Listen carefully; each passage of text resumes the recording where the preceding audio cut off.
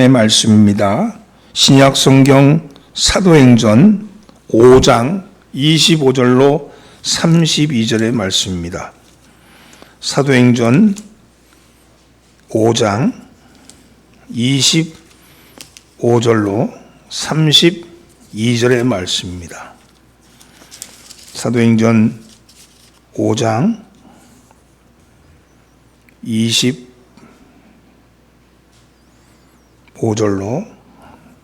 32절의 말씀을 한 목소리로 봉독합니다.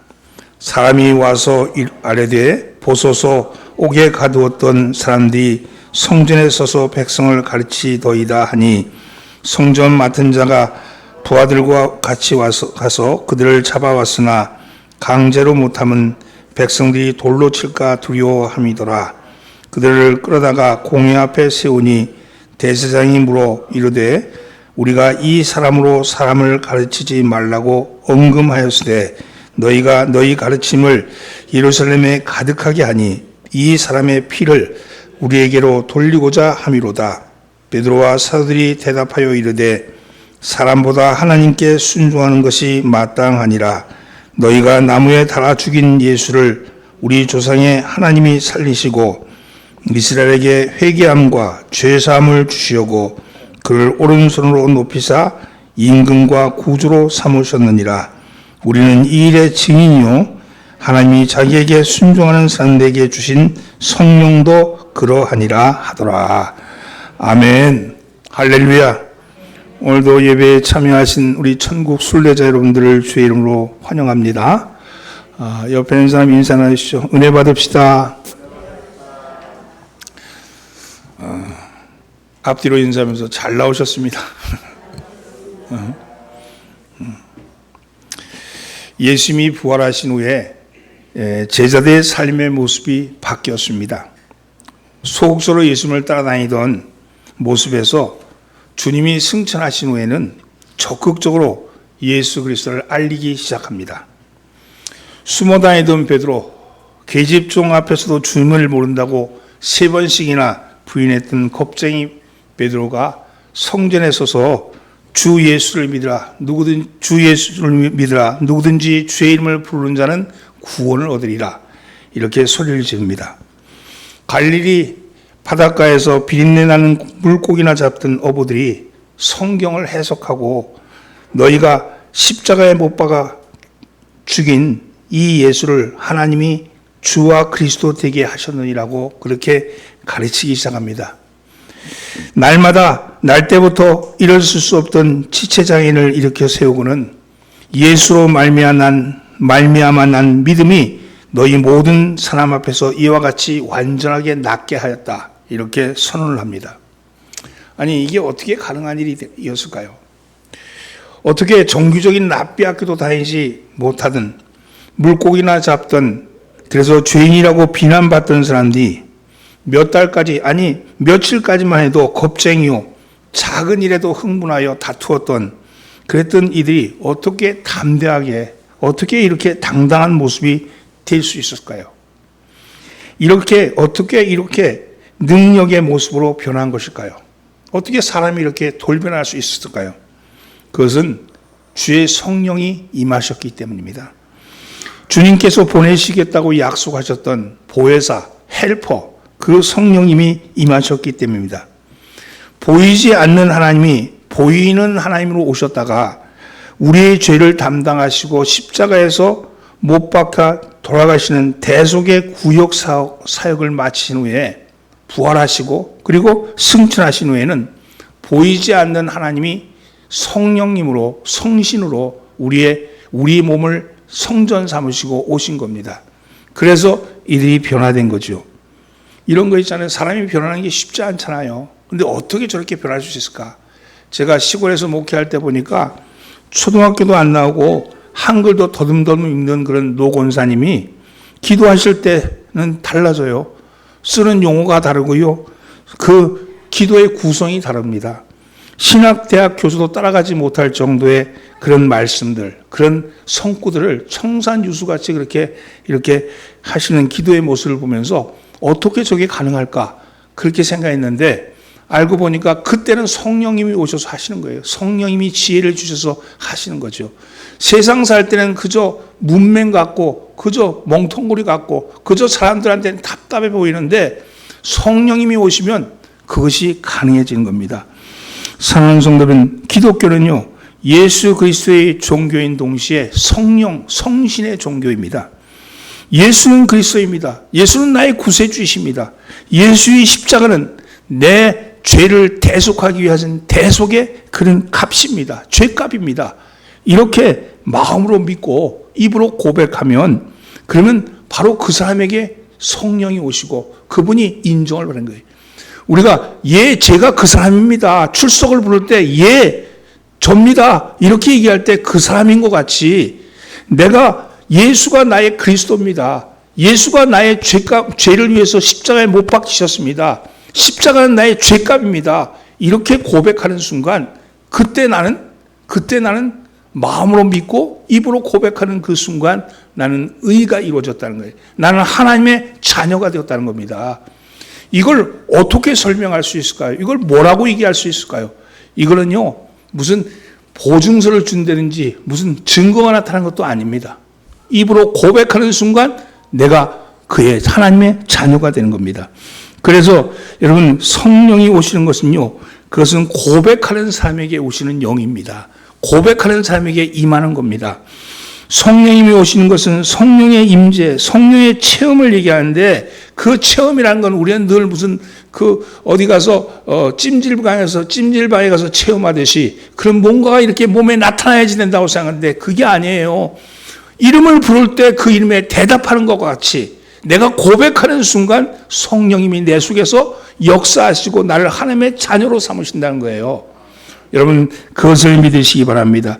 그렇게 고백하는 사람의 삶을 하나님이 책임져 주시고 그때부터 그 사람에 대해서 하나님이 일하시기 시작하는 거예요. 그때부터 일하시기 시작하는 거예요. 그 믿음이 적어서, 그 믿음이 연약해서 비록 눈에 보이는 것, 눈에 잡히는 것 없지만 그래도 그때부터 일하기 시작해서 책임져 주시는 겁니다. 오늘 여러분 가운데 성령님이 일하심이 드러나시기를 예수님으로 축원합니다. 예수님이 성천하신 후에 열흘 후에 오순절이죠. 마가의 다락방에서 약속하신 성령님이 내려오셨습니다. 불의 혀같이 임하셨습니다. 성령의 임재하심과 성령의 지시함을 받은 성도들은 즉시 골방에서 뛰쳐나가기 시작합니다. 그 성령이 임하신 것에 대해서 견딜 수 없는 마음을 가지고 밖으로 나가기 시작합니다. 그리고 예수님의 죽음에 대해서, 예수님의 부활하심에 대해서, 예수님이 그리스도 되심에 대해서, 메시아 되심에 대해서, 그분이 우리의 구세주 되심에 대해서 전파하기 시작합니다. 임하신 성령님은 제일 먼저 제자의 입술들을 주재하셔서 한 번도 말해보지 않은, 한 번도 입에서 내보지 아니하는 말을 하기 시작합니다. 다른 말을 하기 시작하는 거죠. 그리고 그 복음을 들을 수 있는 인종의 귀를 복되게 하셨습니다. 그래서 그들이 각자 올라온 지방에 자기 말로 듣게 되었습니다. 비로소 이제 제자들이 달라진 거죠. 변화가 온 것이죠. 성령님이 오심으로써, 성령이 일하심으로써, 성령의 임재하심으로써 변화가 시작된 겁니다. 그 변화의 가장 큰 특색은요, 내가 없어지고 내 안에 성령님이 일하신다는 거예요. 내가 없어지고 내 안에서 성령님이 내 속에서 활동하신다는 겁니다. 너희가 법 없는 자의 손을 빌려 못 박아 죽였으나 하나님께서 살리셨도다. 너희가 법 없는 자의 손을 빌려 못 박아 죽였으나 하나님께서 살리셨도다. 이렇게 외치기 시작했습니다. 그러자 부활을 믿지 않던 사두개인들이 사도들을 신문합니다. 너희가 무슨 권세로 그리고 누구의 이름으로 이 일을 행하느냐? 그때 베드로는요, 나사렛 예수 이름으로 한다고 당당히 말하면서 천하 사람 중에서 구원을 받을 만한 다른 이름을 우리에게 주신 일이 없다. 이렇게 당당하게 선언하는 겁니다. 우리는 예수의 이름으로 하고 그 예수의 이름만이 우리의 구원의 능력이다. 이렇게 말하는 거죠. 그러자 대제사장 안나스를 비롯한 제사장들도 다시는 그 이름으로 말하지 말라고 그렇게 경고합니다. 베드로와 요한이 그 앞에서 이렇게 이해합니다. 하나님 앞에서 너희 말하는 것이 너희 말을 듣는 것이 하나님 말씀을 듣는 것보다 옳은가 판단하라. 우리는 너희 말, 사람의 말을 듣지 아니하고 하나님의 말을 듣는다. 이렇게 말한 거죠. 우리는 보고 들은 것을 말하지 않을 수 없다. 우리는 보고 들은 것을 외치지 않을 수 없다. 그렇게 당당하게 선언하는 겁니다. 제사장 등 워낙 많은 사람들이 이러한 제자들의 변화된 모습을 보고 하나님께 영광을 돌리는지라 제자들을 풀어줄 수밖에 없었습니다. 예수님의 복음은 예루살렘에서 들불같이 그렇게 번져나가기 시작합니다. 사람들은 가진 소유를 팔아 교회로 몰려오기 시작합니다. 그러나 사탄은 예수 그리스도로 말미암아 패배했지만 결코 자기 영역을 온전히 내주지 않았습니다. 사탄은 하나님의 영역을 내주지 않을 뿐만 아니라 더욱더 극심하게 진리가 알려지지 못하도록 왜곡하고 핍박했습니다. 이건 오늘도 마찬가지죠. 예수의 피로 죄의 값은 이미 갚았지만 사탄은 결코 포기하지 않습니다. 마치 땅의 소유는 바뀌었는데 그 위에 무허가 건물을 쳐놓고 비켜주지 않는 것과 같은 거예요. 땅의 소유는 이미 바뀌었는데 그 위에 무허가 건물이 비워주지 않는 것 같은 그런 이치죠. 그러면 어떻게 해야 합니까? 달려들어서 그걸 쫓아내야 합니까? 아니면 법적 소송을 해야 합니까? 여러분, 그런 것은요, 그건 인간적인 방법이고요. 교회는요, 하나님은요, 하나님의 일하심을 믿고 기다리는 거예요. 하나님이 그 일을 하시는 거예요. 하나님이 그 일을 통해서 이루어 가시는 거예요. 지금 내가 하는 게 아니고, 내가 하면 내가 뭔가 권세를 가진 것 같고, 내가 하면 뭔가 권위를 가진 것 같지만, 하나님이 일하시는 거예요. 하나님이 일하게 하시는 거죠. 지금 하나님이 일하시는 시간입니다. 바른 신앙생활을 하겠다고 결심하면 회방꾼이 늘 있게 마련입니다. 여러분도 그렇잖아요. 내가 뭔가 한번 좀 잘 해보겠다. 내가 새벽기도 잘 나가보겠다. 아니면 주일 예배에 잘 참석해보겠다. 내가 신앙생활 잘 해보겠다 그러면요, 그거 못하게 하는 방해 세력이 온갖 가지 모습으로 나타난다는 겁니다. 대제사장과 사두개파 사람들은 더 이상 예수의 복음이 전해지는 것을 좌시할 수 없었습니다. 마음의 시기가 가득해서는 사도들을 잡아다가 옥에 가두어 버립니다.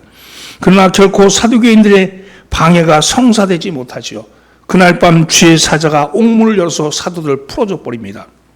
그러자 풀려난 사도들은 다음날 성전에서 더욱 담대하게, 가둬놔도 하나님이 풀어주시니까, 그러니까 더 담대하게 성전에서 백성들에게 복음을 전합니다. 제사장은 부활을 시켜서 잡아오게 하는 거죠. 그것이 이제 25절, 26절 오늘의 말씀입니다. 자, 오늘의 말씀 함께 읽어볼까요? 25절, 26절입니다. 함께 읽습니다. 사람이 와서 알리되 보소서 옥에 가두었던 사람들이 성전에 서서 백성을 가르치더이다 하니 성전 맡은 자가 부하들과 같이 가서 그들을 잡아왔으나 강제로 못하면 백성이 돌로 칠까 두려워함이더라. 자, 잡아온 사도들은 공회 앞에 세우고 나서 대제사장이 묻습니다. 28절 말씀입니다. 함께 읽습니다. 이르되 우리가 이 이름으로 사람을 가르치지 말라고 언금하였으되 너희가 너희 가르침을 예루살렘에 가득하게 하니 이 사람의 피를 우리에게 돌리고자 함이로다. 제사장은요, 적어도 두 가지 죄를 사도들에게 덮어씌웠습니다. 첫째는 의회의 결정을 따르지 않은 항명죄입니다. 말하지도 가르치지도 말라는 것을 왜 따르지 않느냐 하는 거고요. 두 번째는요, 폭동을 교사한 교사죄입니다. 왜 예수의 피에 대한 책임을 자신에게 돌리느냐? 왜 로마인들이 죽인 걸 왜 우리에게 돌리느냐? 이렇게 얘기하는 거죠. 이러한 대제사장의 강력한 위협에 대해서 사도 베드로와 사도들은 이구동성으로 대답합니다. 29절 말씀입니다. 함께 봉독합니다. 사도 베드로와 사도들이 대답하여 이르되 사람보다 하나님께 순종한 것이 마땅하니라. 그렇습니다. 이 말씀이 진리입니다. 사람은 사람보다 하나님께 순종하도록 지음받았습니다. 사람보다 하나님께 순종하는 것, 이것이 성령의 삶으로 살아가는, 그리고 그 살아가야 하는 우리에게 주는 음성인 겁니다. 사람에게 복종하지 말아라. 하나님께 복종하여라. 성령께 복종하여라. 이렇게 말씀합니다. 그전에는 사람이 만든 전통에 순종하고, 그전에는 사람이 가진 물질에 순종하고, 그전에는 사람이 쌓은 지식에 순종하고, 그전에는 사람이 가진 권력에, 권세에 순종했지만 성령으로 거듭나게 되면 오직 하나님께 순종하는 삶이 된다는 겁니다. 오직 하나님의 말씀에 순종하는 것이죠. 하나님의 뜻과 세상의 법이 충돌할 때 우리는 어떤 것을 따라야 합니까? 진실한 신앙인, 성령의 임재 가운데 사는 사람이라면 고민할 것도 없이 하나님의 법을 따라야 합니다. 인간에게 허락한 권력이라는 것은 하나님께서 자신의 권위가 손상되지 않은 범위에서 위임한 것에 불과합니다. 그러나 그 권력이 하나님의 권위에 도전할 때 우리는 권력의 부당한 행사에 대하여서 따르지 않아도 됩니다. 그것이 성경이 우리에게 이르는 법입니다. 여러분, 세상의 권세는요, 아침 새벽에도 얘기했듯이 세상의 권세, 공중의 권세 잡은 자는요, 그것은 사단이 가지고 있는 권세예요. 그건 약육강식의 권세고 힘 있는 자의 권세고 그건 가진 자의 권세예요. 그 권세를 가지고 우리를 다스리지만 그것이 하나님과 반대하는 것으로 나타날 때, 하나님을 거역하는 것으로 나타날 때는 저항하는 것이, 그것이 그리스도인의 사명이죠. 여러분, 이것이 성경이 말씀하는 법입니다. 따라서 우리는 모든 일에 하나님의 권위를 인정하고 그 권위에 복종하는 모습으로 살아야 합니다. 그런데 실제로 우리가 살아가는 삶의 자리가 어떤 것이 하나님의 뜻이고 어떤 것이 세상의 뜻인지 분별하기가 쉽지가 않아요. 이게 하나님의 뜻인가? 이게 세상의 뜻인가? 분별하기가 쉽지 않습니다. 늘 속이는 자와 회방꾼이 있기 때문에 그렇습니다. 그 속이는 자와 회방꾼은 잘 드러나지 않기 때문입니다. 처음부터 사기꾼인 줄 알면 왜 사기를 당하겠습니까? 나무는요, 열매를 보면 그 나무를 안다 했습니다. 그 열매를 보아야 비로소 그 나무가 좋은 나무인지 나쁜 나무인지 안다는 거예요. 근데 열매가 맺히기 전에는 그 나무가 좋은 나무인지 나쁜 나무인지 분간할 수가 없는 거잖아요. 열매가 맺혀져야지 비로소 아는데 우리는 열매를 맺히기 전에 사람들은 선택하니까, 그리고 그곳을 따라가니까 내가 정말 하나님의 뜻을 따르는 건지 세상을 따르는 건지 세속을 따르는 건지 잘 구분이 안 되는 겁니다. 처음에 모르다가 나중에 가서 후회하고 돌이키면 그때는 피해가 막심한 것이죠. 그렇다면 어떻게 해야 사람보다 하나님께 순종할 수 있을까? 어떻게 해야 하나님의 뜻에 대해서 순종할 수 있을까요? 그것은요, 첫째는요, 따라해보세요. 말씀에 의지해야 합니다. 말씀에 의지해야 합니다. 무엇을 하든지요, 무엇을 하든지 우선순위를 잘 선택하셔야 돼요. 일을 할 때도 그렇잖아요. 일을 할 때도 효율적이고 능력적으로 일을 하는 사람은 일머리를 잘 잡는다 그래. 무엇을 먼저 하고 무엇을 나중에 해야 될지를 잘 아는 사람이 일을 잘하는 사람이잖아요. 마찬가지로 무엇을 하든지 우선순위를 잘 선택하셔야 합니다. 무엇을 먼저 하고 무엇을 나중에 해야 할지를 결정해야 합니다. 신앙인에게 우선순위란 게 뭐겠습니까? 하나님의 말씀에 순종하는 것이 우선순위입니다. 그러면 어떤 것이 하나님의 말씀인지 알고 어떤 것이 하나님의 말씀인지를 알 수 있을까요? 어떻게 해야지 그 말씀이 하나님의 말씀인 줄 알고 순종할 수 있을까요? 하나님께서 날마다 내 귀에다 대고 야, 이게 내 말이다, 이렇게 해라, 이렇게 해주면 얼마나 좋을까요? 그런데 실제로 우리는 그렇게 하나님의 말씀을 듣는 분도 계시지만 사실은 그렇지 못한 경우가 더 많습니다. 왜 그렇습니까? 왜 하나님께서 말씀하시는 것을 직접 들을 수 없을까요? 그것은 죄 때문입니다. 여러분, 하나님 절대로 죄와 공존하지 아니하시는데 우리 안에 여전히 죄의 트라우마가 남아 있어요. 우리 죄책이 남아 있는 거예요. 여러분, 우리의 원죄는 해결되었지만 죄의 트라우마는 남아 있어서 제가 늘 얘기해요. 자라보고 놀란 것은 소뚜껑 보고도 놀란다 그러잖아요. 우리가 어떤 모습이, 우리는 이미 원죄는 해결되었는데 어떤 모습에 이게 나타나면 거기에 반응을 하는 거예요. 예전에 해왔던 트라우마가 그렇게 하듯이 두렵고 떨리고 무섭고 그런 것이 우리 속에 나타나면서 근데 저게 나한테 달려들면 어떡할까? 죽은 개를 보고도, 개에게 물린 사람은 죽은 개를 보고도 무서워한다 그러잖아요. 이미 죽었는데, 죄는 죽었는데 그 죄의 모습은 남아있어서 그 앞에 두렵고 떠는 거예요. 그래서 그 영향을 받는 거죠. 그 죄가 여전히 우리 속에 남아있기에 죄의 음성이 들려지지 않는 겁니다. 죄의 음성인지 마귀의 음성인지 이게 헷갈리는 거죠. 확신이 없는 거예요. 그러면 직접 들려준다는 사람들 속에는요, 마귀의 음성을 듣고도 하나님의 음성이라고 자기가 믿을 수도 있고 하나님의 음성을 가지고도 마귀의 음성이라고 그렇게 말할 수도 있잖아요. 그러니까 하나님이 직접 들려주지 않는다는 겁니다. 그러면 하나님의 말씀을 듣지 못했는데 어떻게 말씀에 순종할 수 있을까요? 그것은요, 하나님의 말씀을 듣지 못하는 사람을 위해서 그래서 성령이 오셨고 그래서 교회를 세우신 겁니다. 그리고 그 두 가지를 통해서 하나님의 뜻을 알고자 하는 거예요. 두 가지의 뜻은 첫째는요, 성경 말씀입니다. 여러분, 말씀은요, 성경 말씀은 이렇게 이해합니다. 디모데후서 3장 16절에서 하나님의 감동으로 된 것으로 교훈과 책망과 바르게 함과 의로 교육하기에 유익하다.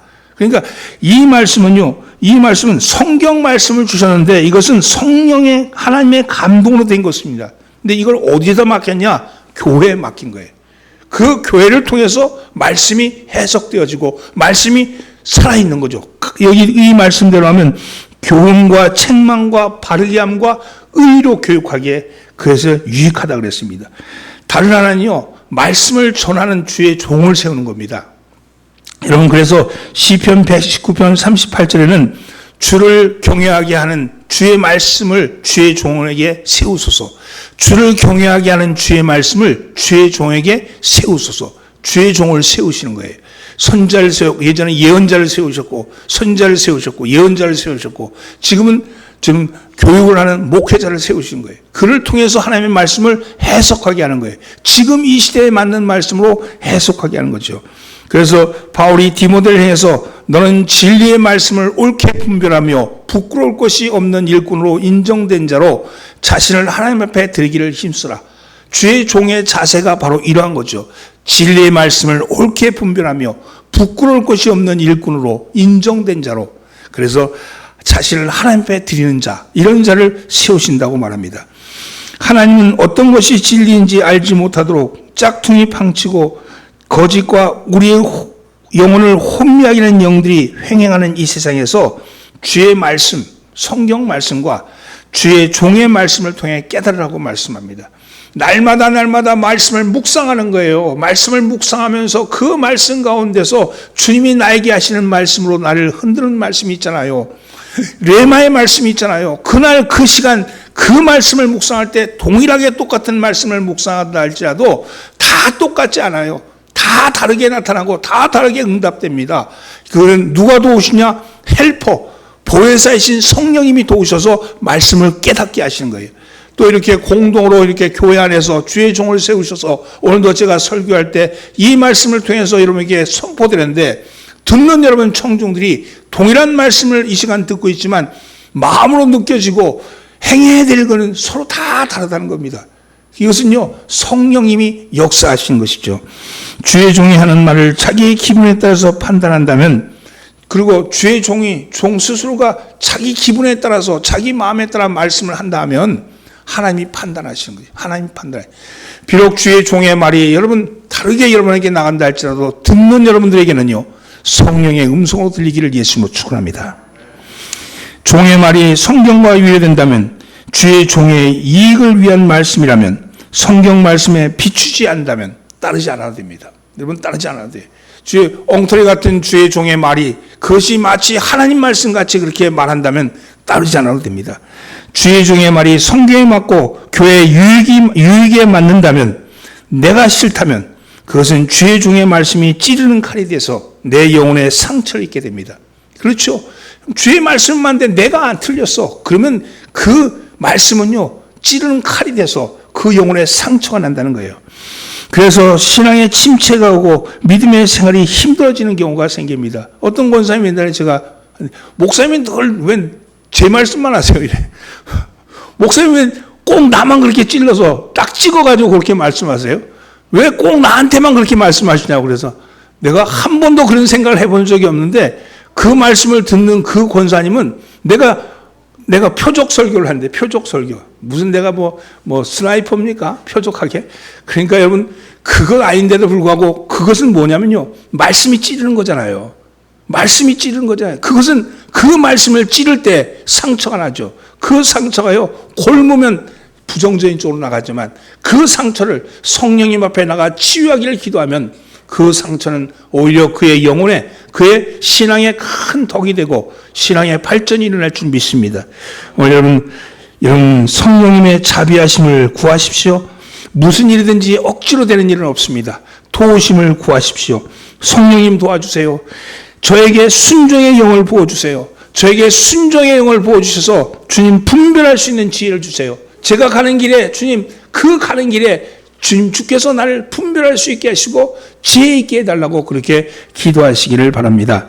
사랑하는 성도님, 그런데 아무리 우리가 주의 말씀을 분별하지 못하는 죄를 범한다 할지라도, 내가 주의 말씀을 분별하지 못했어, 오늘 말씀을 내가 들었는데 하나님의 말씀과 어긋난 길로 갔어, 그랬다 할지라도 하나님의 징계는 하지만 영원히 그를 버리지는 않습니다.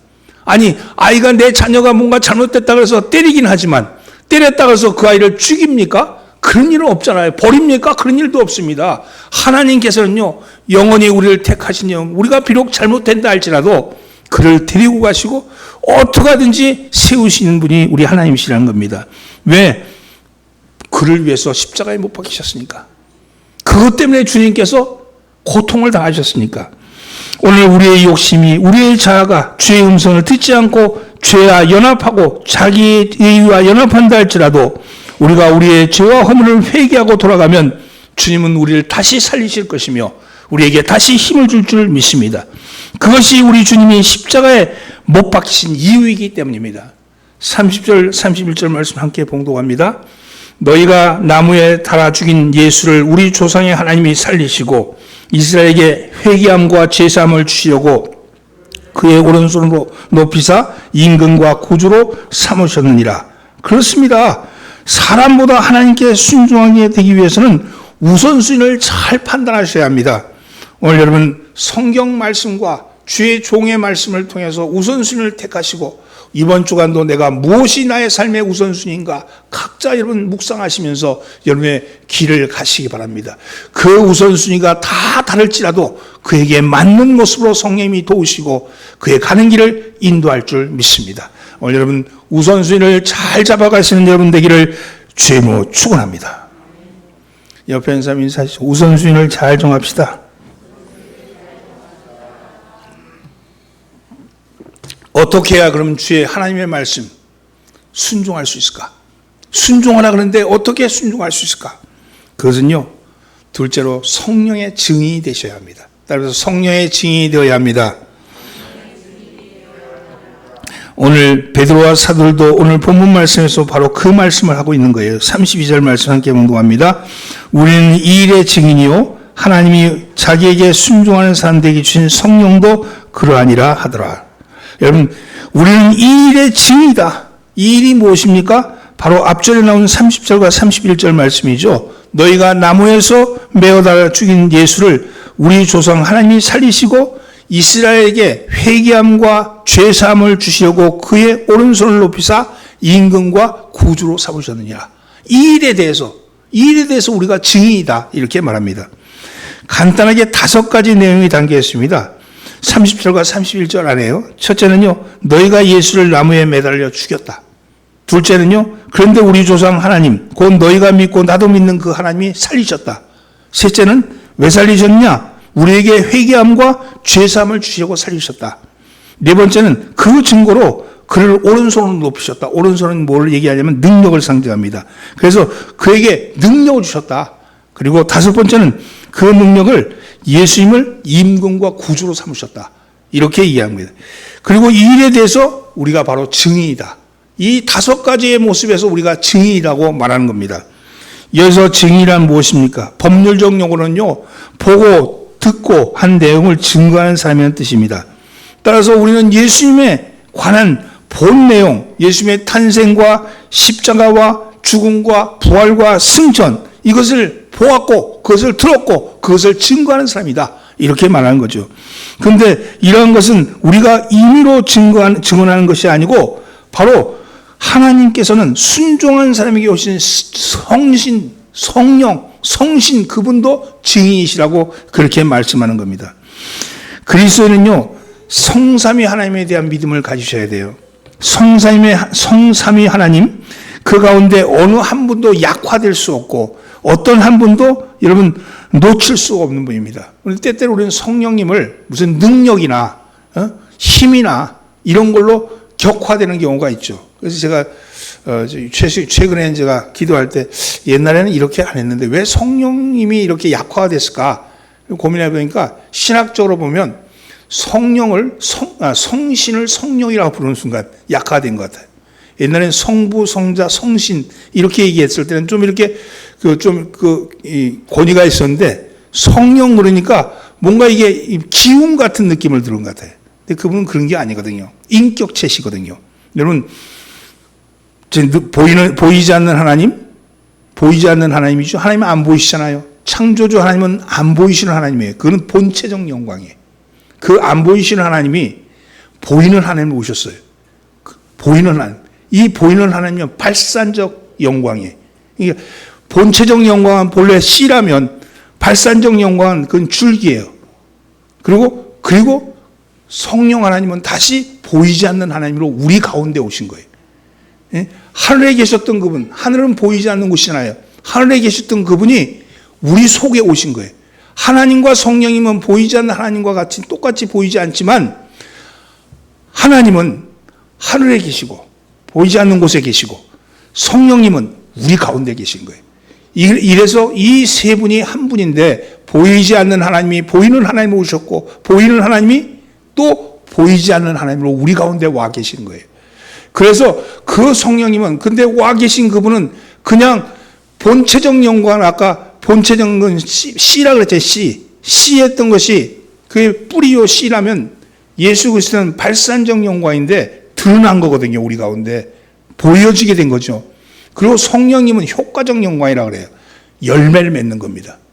그래서 씨와 줄기와 열매가 되는 거예요. 성령에 나타나시면요 열매로 나타나는 겁니다.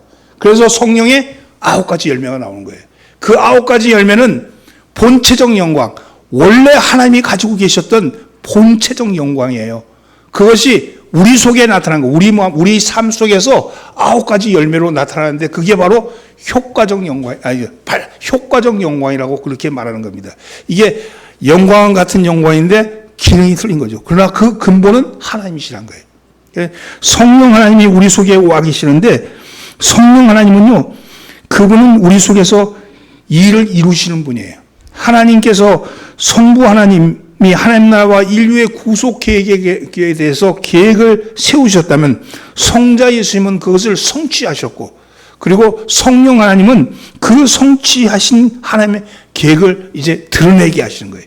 오늘 여러분 하나님의 나라는요 우리 성령 속에서 드러나는 거예요. 우리 가운데 역사하시고 드러나는 겁니다. 그래서 여러분 하나님 나라가 우리 가운데 왔다 이렇게 얘기하는 하나님 나라는 통치죠. 하나님의 통치가 시작되었다. 이제 더 이상 세속의 통치에 아니 공중의 권세 잡은 자 아담이 범죄할 때 지금 용도 큰 용 마귀도 땅에 떨어졌어요.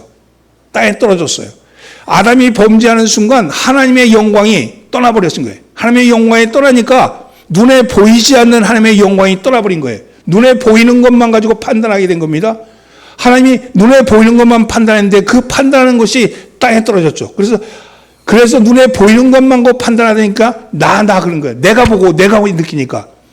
하나님의 영광은 보이지 않거든요. 근데 떠나버린 거예요. 그러고 나니까 그거를 지배하는 자가 누구냐? 하나님이 아니라 사단이 지배하는 거예요. 그걸 우리가 공중의 권세 잡은 자라 그러죠. 그래서 이 세상은 공중의 권세 잡은 자가 지배하는 세상이에요. 그런데 예수께서 오셨어요. 예수께서 오셔서 그 십자가에 매달려 돌아가심으로써 영광이 다시 돌아온 겁니다. 영광이 돌아온 거예요. 그래서 그 영광이 돌아오니까 어떻게 됐어요? 이제는 바뀌었잖아요. 아까 이게 땅 주인이 바뀌었어. 영역의 주인이 바뀌었는데 무허가 건물 줘놓고 안 나가는 거예요. 지금 마귀가 그러는 거거든요. 그러고 있는데 그것을 이루는 사람이 누구냐? 바로 우리들이 이루어야 되는데 어디서 이 영역을 하나님의 땅 끝까지 이르러 이 모든 백성에게 주의 복음의 말씀이 전해질 때까지 기둘리는 거예요. 그 주님이 기둘리라고 그러잖아요. 여러분 요즘 수요일 금요일 날 요한계시록 강의를 하는데 여러분 이 말씀을 하는 거예요. 지금 이 말씀을 하는데 이 싸움이 어떤 싸움이냐? 그 싸움을 한 거예요. 그래서 일곱 나팔, 일곱 대접의 얘기를 하면서 여러분 그 일을 하는데 여러분 우리 교회가요. 죄송하지만 개신교가 좀 무식해요. 무식하다 보니까 이런 말씀에 대한 깊이를 알아다 보니까 이 무식한 틈을 타서 여러분 신천지가 끼어들고요. 하나님의 교회가 끼어들고요. 그들이 뭘 갖고 끼어들어요? 공부하자 그래요. 공부하자. 똑똑한 사람한테 가서 공부하자 그러겠어요? 우리가 무식하니까 하는 거예요. 그러니까 여러분 공부를 열심히 하셔야 돼요. 말씀 공부하는데, 근데 그 공부를 성경 공부를 하면요, 망하는 거예요.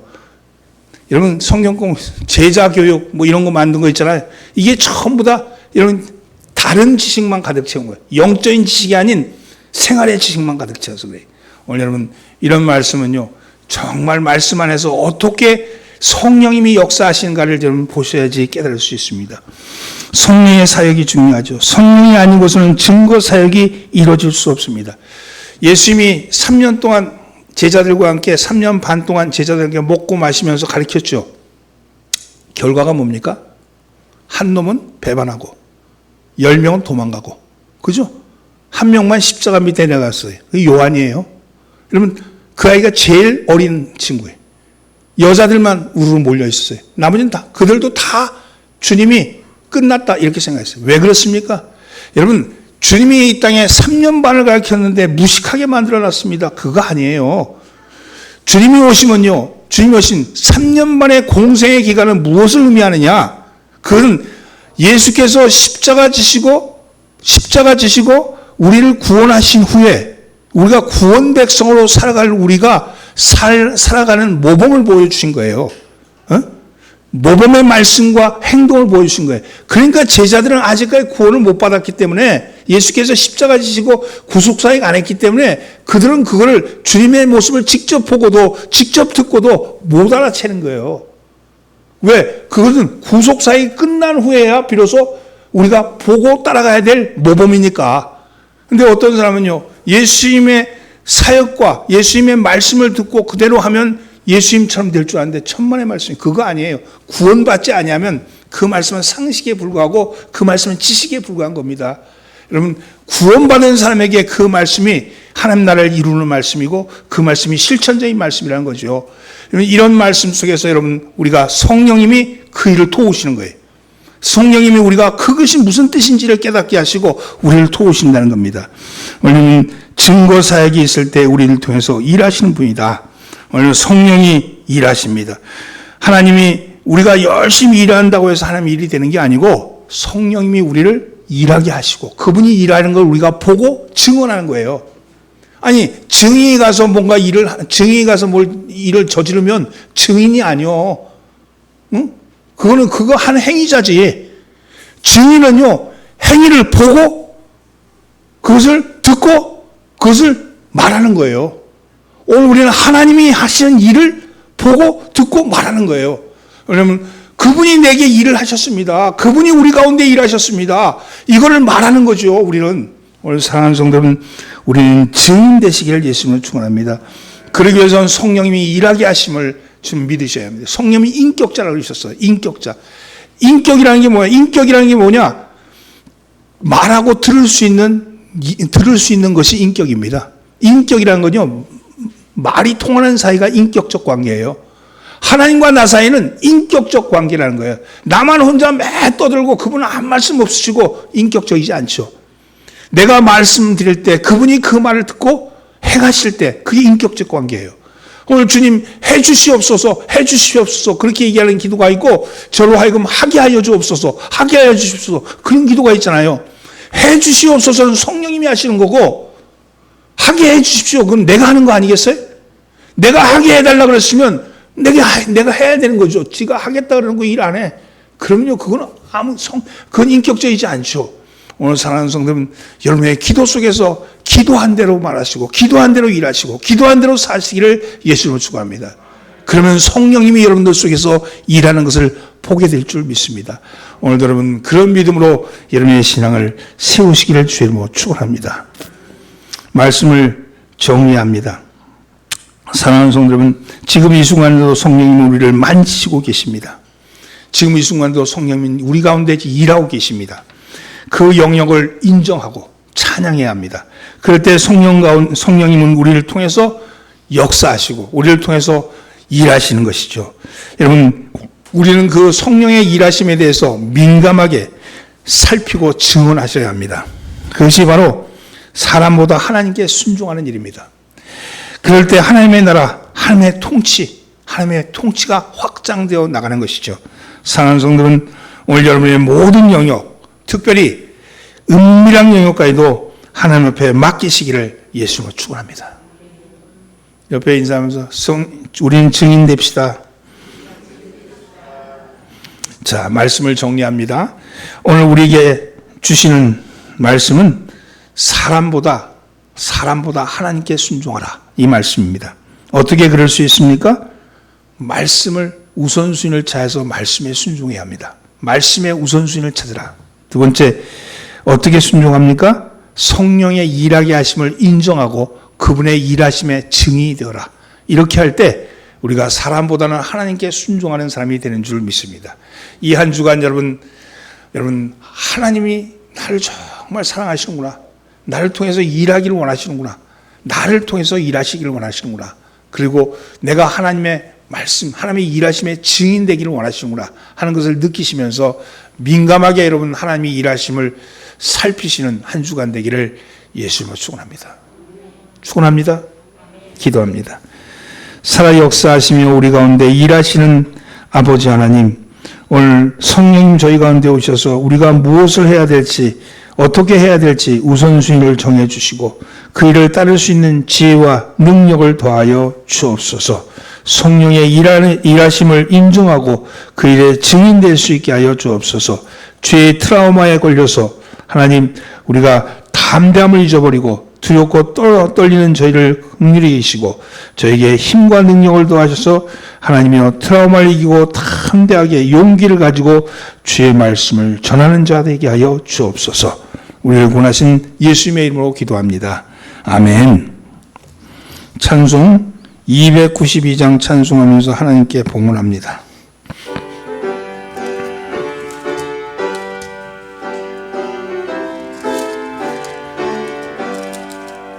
주 없이 살 수 없네 죄인의 구주여 그 귀한 보배 배로 날 구속하소서 그저의 사랑으로 흘리신 보혈에 내 소망 나의 위로 내 영광 됩니다. 주 없이 살 수 없네 나 혼자 못서리 힘없고 부족하며 지혜도 없도다. 내 주는 나의 생명 또 나의 힘이라. 주님을 의지하여 지혜